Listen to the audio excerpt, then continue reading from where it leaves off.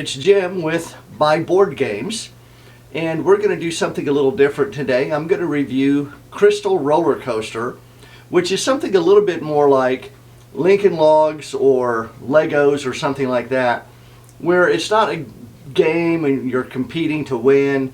You're just building something. A crystal roller coaster. Actually, the parts are made of plastic. But it's just a matter of building these towers, and the towers are made up of these sort of cube type things that have tubes inside.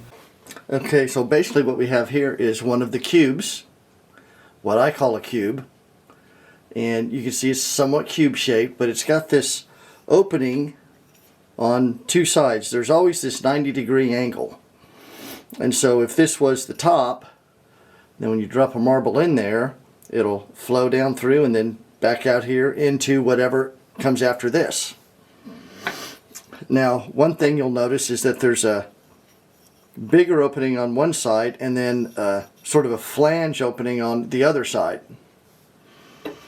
So that way you can put the smaller opening inside the bigger opening, and voila. And of course it stacks like this, as you can see. And there's spacers in between to hold them together. And so you build these towers, and then there's these sliders or chutes that you put between the towers. And then when you're done, you put this marble here on the, in through the top of it, and drop it in, and it just kind of rolls through. And you can build the tower in different ways, just let your creativity, be your guide on that.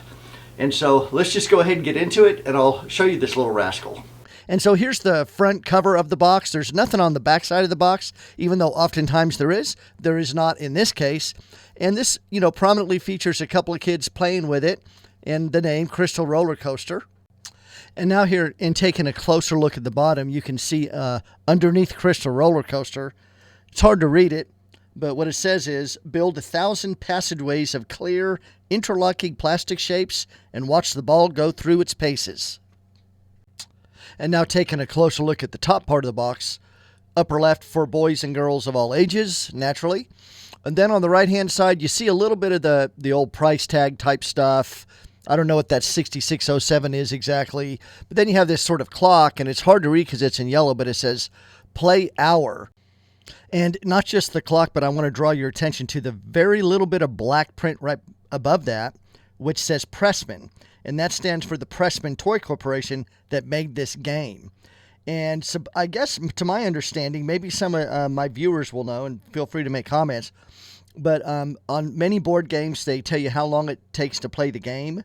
And I think this play hour is supposed to be an indicator of, how much time it takes to play, but I don't know how they would, qualify that for this type of game where it's just, you just build stuff and you're not really playing a game, you're just building things.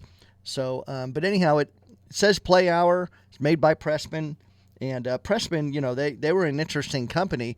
They did a lot of licensing, like to comics, with Walt Disney, with sports, like sports players, and so all kinds of different TV shows. So they did other things besides licensing to those types of entities. But that's kind of what they were known for, the licensing agreements they had, which they then turned into games. And now taking a look at the side of the box, there in green, you can see it says Crystal Roller Coaster on the left-hand side. Same, build 1,000 passageways, subtext or subtitle. Now, what's harder to see just to the right is, in very fine print, 1970 Pressman Toy Corporation, New York, New York, made in USA. So that, I guess, is the copyright. And then basically over there on the far right-hand side is kind of what is set up high on the front, which is, again, the play hour symbol, and then the 6607 in between the Pressman logo. So that symbol with the little people, they incorporate that into their logo, but I think they've had a different logo over the years. And now we're just looking at one of the other sides. Basically, on the long side, they have everything in green background. but on the short sides they have it in orange background, but it's all the same information, just arranged a little differently. So you can see the logo. It's kind of hard to see with all the tape. We got, classic different masking tape and scotch tape, just a classic that you see on these old games and puzzles and stuff, because those boxes get torn apart. But anyhow, the same information, just packaged differently. And now here we have the instruction booklet, which, I don't know if there's some parts missing, but this is a very lame instruction booklet. It just shows the upper left-hand side there, kind of symbols of what the basic parts are, and then very simple instructions on how to build it, which, it's kind of self-explanatory anyhow. And then a couple of black and white pictures on the right there of different ways, just kind of showing people the different ways that you can build it. Okay, well, now that we've gone over it and you understand how it all works, the thing to do is to give it a demo, right? So I got to get this marble, which, by the way, yeah, it does look a little bit different up close like this, if you know what I mean. But it is also very heavy, but I'm going to summons all the strength that I have to heave it up there, get it in that hole, and wish me luck. Hopefully I'll hit it the first time.